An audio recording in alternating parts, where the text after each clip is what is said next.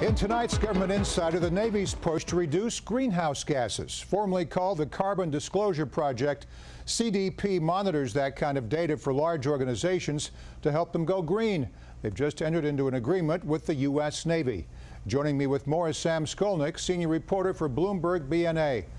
Sam, tell me more about this British nonprofit, CDP. Who are they and what do they do?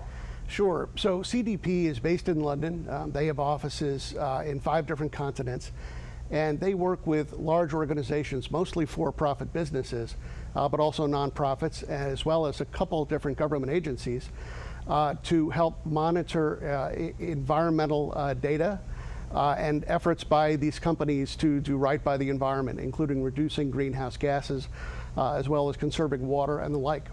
You communicated with Tom Hicks for this report. He's Deputy Undersecretary of the Navy for Management. What's he trying to accomplish here? Yeah, so this effort folds in nicely with what the Navy has been attempting to do in a broad sense, which is reduce its own carbon footprint. They've been doing that by lowering their own greenhouse gas emissions from their own equipment, as well as increasing their efforts to go solar and to use other forms of renewable energy. So this CDP program, it's called a supply chain program. That's part of what CDP does. And that, in essence, is working with these large organizations to make sure that the companies that they're doing business with are on the same path as these organizations in making sure that they're monitoring their greenhouse gas emissions and ultimately making efforts to reduce them. So that's what Secretary Hicks is attempting to do. Sam, is this a voluntary program, a policy change, or something in between?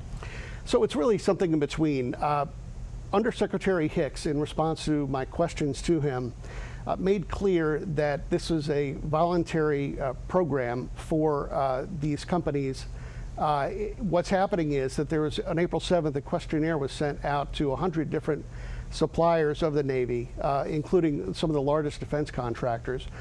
That, again, Undersecretary Hicks said that responses to this detailed questions, that they were totally voluntary. But at the same time, what was really interesting was that he also noted that he hinted strongly that it might well be incumbent upon these businesses to comply, basically, to fill out this questionnaire first, and then to work with the Navy and CDP as they go forward in their efforts to monitor greenhouse gas emissions and ultimately to lower them in an effort to help mitigate climate change.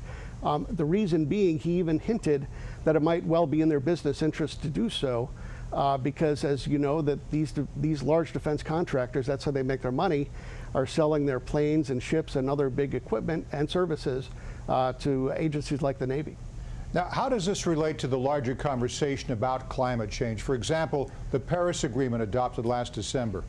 Yeah, so this is directly in line with what President Obama and his administration have been attempting to do in urging mostly for-profit businesses that use the most fossil fuels, that create the most greenhouse gases, that have the largest carbon footprints, to try to get them, through this Paris Agreement and long before that, to reduce their carbon footprint. This is really an extension of that, and it's important to note, actually, why this is so important, in that the U.S. military, as a single entity, is the largest user of fossil fuels in the world. And now, let me say that's interesting, Sam, because I know a lot of people out there might think that the military is exempt from this because they're exempt from so many other things. Just give them the money they need, turn around and hope that they do a good job. But we never thought about climate change as it relates to the military and how they're going to save on some of these energies. Right, and before Paris, they were exempt, but no longer as part of the Paris agreements. It's not as though governments are mandated to have their militaries work, to have their governments work with militaries, but in this case, because it's no longer they're exempt, the Obama administration is using this as a way to put forth their efforts, not just to have these agencies reduce their own greenhouse gas imprint by something like 40% by the year 2025, but also in this case with the Navy, to be even more forward-looking and to work with their supply chains to make sure that they're doing the very same thing. It's quite an eye-opener. Sam Skolnik, senior reporter for Bloomberg BNA. Thanks, Sam. Thanks very much for having me.